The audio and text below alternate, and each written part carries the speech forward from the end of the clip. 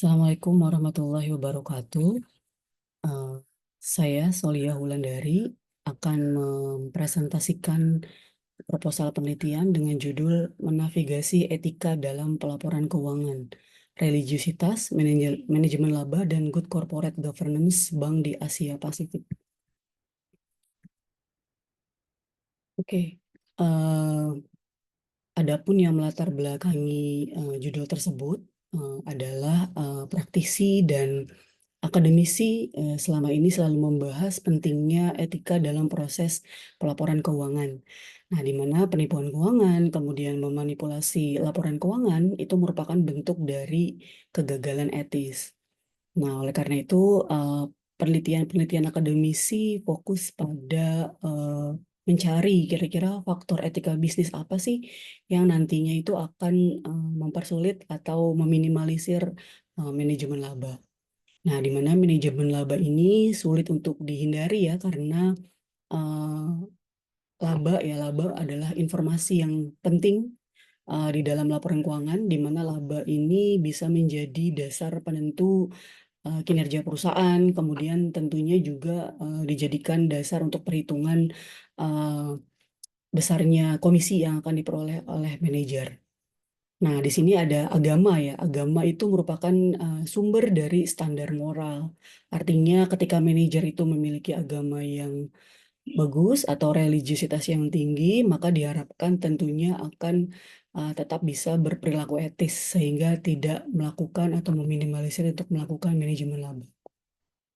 Nah, berdasarkan penelitian Elnas 2022, itu manajemen laba bank ternyata merupakan masalah etika yang sangat signifikan ya.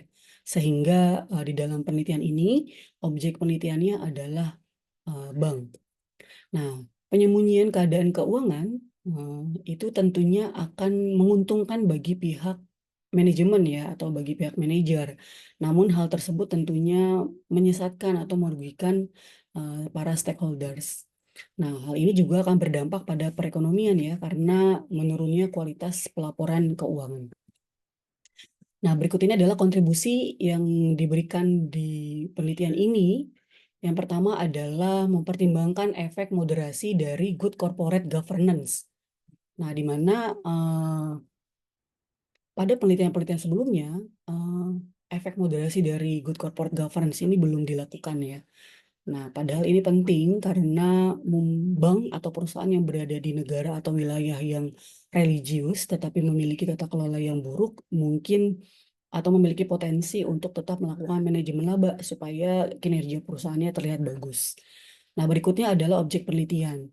Jadi, objek penelitian dalam penelitian ini adalah bank yang terdaftar di pasar modal negara-negara Asia Pasifik, di mana berada di regional yang sama, gitu ya, karena berada di Asia Timur dan Asia Tenggara, itu diharapkan memiliki kultur atau budaya yang tidak jauh berbeda sehingga peneliti menggunakan objek Asia Pasifik.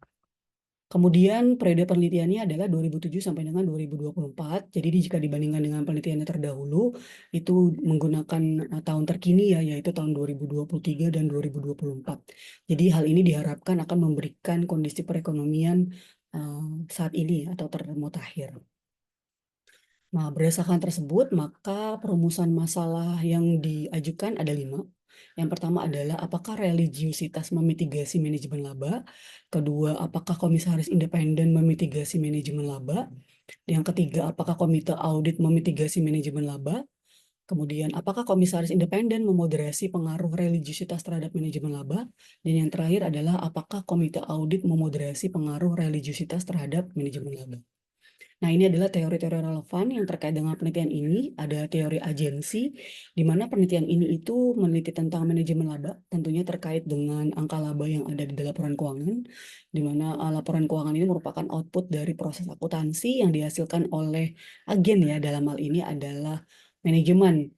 Nah, di mana laporan keuangan ini digunakan sebagai pertanggungjawaban kepada prinsipal ya, yaitu pemegang saham dan kreditor. Sehingga teori ini relate dengan penelitian yang saya lakukan. Kemudian tentunya teori-teori yang lain adalah yang berkaitan dengan variabel atau faktor yang digunakan di dalam penelitian ini, yaitu manajemen laba, kemudian religiusitas, dan good corporate governance. Berikutnya saya akan menjelaskan mengenai pengembangan hipotesis dari penelitian ini ya. Yang pertama adalah pengaruh religiusitas terhadap manajemen laba. Jadi berdasarkan penelitiannya Parboteh ya, itu tingkat religiusitas individu itu berpengaruh positif terhadap nilai etika. Artinya orang yang memiliki religiusitas yang tinggi tentunya akan lebih berpotensi untuk melakukan hal-hal yang sesuai dengan etika. Kemudian Sander juga menjelaskan bahwa tidak ada religiusitas itu berpotensi merugikan pemangku kepentingan dan tentunya akan mempengaruhi keseluruhan sistem dan kinerja organisasi. Jadi, manajer yang memiliki tingkat religiusitas yang lebih tinggi itu akan lebih berperilaku etis, yang pada akhirnya akan mengurangi potensi perilaku dari manajemen laba. Nah, hal ini tentunya sejalan ya dengan penelitian-penelitian yang sudah dilakukan oleh sebelumnya, yang membuktikan bahwa religiusitas tinggi itu terkait dengan manajemen laba yang lebih rendah. Nah, artinya adanya religiusitas itu bisa meminimalisir perilaku manajemen laba. Namun ada juga hasil penelitian yang berbeda ya, yang tidak konsisten dengan penelitian-penelitian tadi, yaitu penelitian yang dilakukan oleh Chai et al. Ya, yang membuktikan bahwa ternyata religiusitas itu tidak berpengaruh terhadap manajemen laba. Nah, maka hipotesis pertama yang diajukan adalah religiusitas memitigasi perilaku manajemen laba. Berikutnya adalah pengaruh komisaris independen terhadap manajemen laba. Jadi penelitian terdahulu itu menemukan bukti ya bahwa komisaris independen itu berpengaruh negatif terhadap manajemen laba. Artinya keberadaan komisaris independen itu dapat meminimalisir perilaku manajemen laba. Nah, tetapi ada juga yang tidak konsisten ya dengan hasil penelitian tersebut ya. Artinya penelitiannya membuktikan tidak adanya pengaruh komisaris independen terhadap manajemen laba. Nah, di sini komisaris independen itu kan memiliki kewajiban untuk mengawasi penyusunan laporan keuangan. Nah, di mana upaya ini penting, mengingat adanya kecenderungan para manajer mengambil keuntungan perusahaan untuk kepentingan pribadinya. Maka diharapkan dengan adanya komisaris independen itu dapat meminimalisir perilaku manajemen laba. Nah, maka hipotesis yang kedua adalah komisaris independen memitigasi perilaku manajemen laba. Kemudian berikutnya adalah pengaruh komite audit terhadap manajemen laba. Jadi Dewan Pengawas itu berdampak negatif terhadap manajemen laba. Ini berdasarkan hasil penelitian Vidya Stutik, kemudian Anggraini ya. Nah, di mana artinya eh, Dewan Pengawas atau dalam hal ini misalnya adalah Komite Audit itu dapat mengurangi tindakan manajemen laba. Nah, hal ini disebabkan karena jumlah komite audit yang lebih banyak itu tentunya dapat mengurangi perilaku oportunistik dari manajer ya dalam bentuk manajemen laba. Tetapi ada juga penelitian terdahulu yang yaitu Chandra dan Lestari itu membuktikan bahwa komite audit itu tidak mempunyai pengaruh terhadap manajemen laba. Nah, penjelasannya adalah karena besarnya anggota komite audit itu tidak dapat membatasi manajemen laba ya. Nah, karena pembentukan komite audit itu hanya didasarkan pada kebutuhan pemerintah. Nah, maka hipotesis yang ketiga adalah komite audit memitigasi perilaku manajemen laba. Berikutnya adalah pengaruh moderasi komisaris independen. Jadi interaksi antara tata kelola perusahaan dan agama itu dapat memperkuat efek religiusitas terhadap manajemen laba ya, karena adanya sinergi dari keduanya. Nah, Ho itu berpendapat bahwa religiusitas itu merupakan nilai budaya yang signifikan yang akan mempengaruhi persepsi etis para manajer. Oleh karena itu, diharapkan tata kelola yang kuat atau dalam hal ini adalah komisaris independen itu akan meningkatkan efek religiusitas pada perilaku etis organisasi. Jadi keberadaan komisaris independen yang fungsinya adalah mengawasi dan merepresentasikan pemegang saham itu dapat memperkuat manajer yang bertindak pada tingkat religiusitas yang lebih tinggi itu akan berperilaku etis, yang pada akhirnya tentunya akan mengurangi potensi perilaku manajemen laba. Maka hipotesis yang keempat adalah komisaris independen memoderasi pengaruh religiusitas terhadap manajemen laba.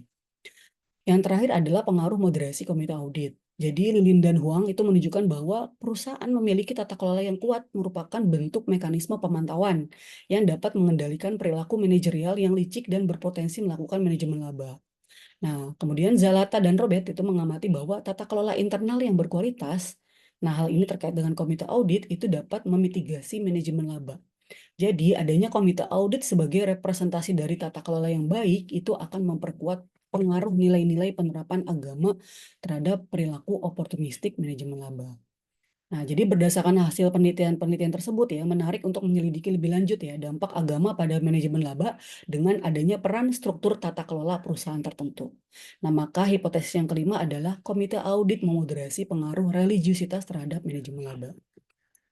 Nah, berikutnya saya akan menjelaskan mengenai metode dan desain ya, di mana di sini yang pertama adalah populasi dari penelitian ini adalah bank yang terdaftar di pasar modal negara-negara di Asia Pasifik ya. Nah, di mana teknik pengambilan sampelnya adalah purposive sampling dengan 3 kriteria. Yang pertama adalah bank yang tercatat di pasar modal negara-negara Asia Pasifik tahun 2007 sampai 2024. Kemudian yang kedua, bank yang menerbitkan laporan tahunan dan keuangan periode 2007 sampai 2024. Dan yang terakhir, bank yang data religiusitas negaranya tersedia di website World Value Surveys atau WVS. Nah, maka data yang digunakan dalam penelitian ini adalah laporan keuangan, laporan tahunan, dan laporan hasil survei WVS ya, mengenai religiusitas negara, yaitu tahun 2007 sampai dengan 2024. Nah, di mana data tersebut dapat diunduh pada laman BEI dan WVS. Nah, ini adalah definisi operasional dan pengukuran dari variabel yang ada dalam penelitian ini. Nah, yang pertama adalah variabel dependen, yaitu manajemen laba.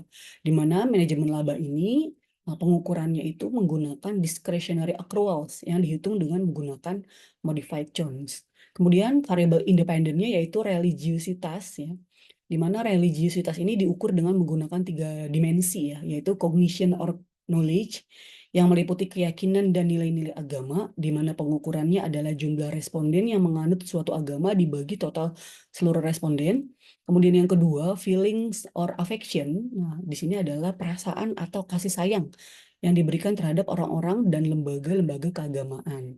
Nah, di mana pengukurannya adalah jumlah responden yang menjawab sangat penting atau agak penting dibagi total seluruh responden. Kemudian berikutnya adalah behavior. Nah, behavior di sini contohnya adalah kehadiran di tempat ibadah, kemudian doa, kemudian pemeliharaan kehidupan beragama. Nah, itu adalah behavior. Di mana pengukurannya adalah jumlah responden yang menghadiri ibadah lebih dari 1 kali dalam setahun dibagi total seluruh responden. Kemudian indeks religiusitas. Nah, indeks ini diperoleh dari hasil komponen utama dari ketiga indikator religius yang sudah saya sebutkan sebelumnya. Kemudian berikutnya adalah variabel moderasi. Yang pertama adalah komisaris independen. Jadi pengukurannya adalah jumlah komisaris independen dibagi jumlah komisaris. Kemudian komite audit, itu pengukurannya adalah jumlah anggota komite audit perusahaan. Nah, yang terakhir adalah teknik analisis yang digunakan, yaitu moderated regression analysis. Jadi teknik ini digunakan karena memang penelitian ini tujuannya adalah selain untuk menganalisis atau menguji pengaruh variabel independen terhadap variabel dependen, juga ingin melihat efek moderasi, yaitu dari variabel good corporate governance yang indikatornya adalah komisaris independen dan komite audit. Nah, maka persamaan regresinya adalah AM sama dengan alfa 0 ditambah beta 1 religiusitas, ditambah beta 1 religiusitas cognition, ditambah beta 2, beta 3 religiusitas feeling, ditambah beta 4 religiusitas behavior, ditambah beta 5 itu adalah komisaris independen, beta 6 adalah komite audit, beta 7, beta 8 sampai dengan beta 9 itu merupakan moderasi ya dari komite audit dan komisaris independen. Dan yang terakhir adalah plus error. Baik, demikian presentasi dari saya. Terima kasih banyak atas perhatiannya. Assalamualaikum warahmatullahi wabarakatuh.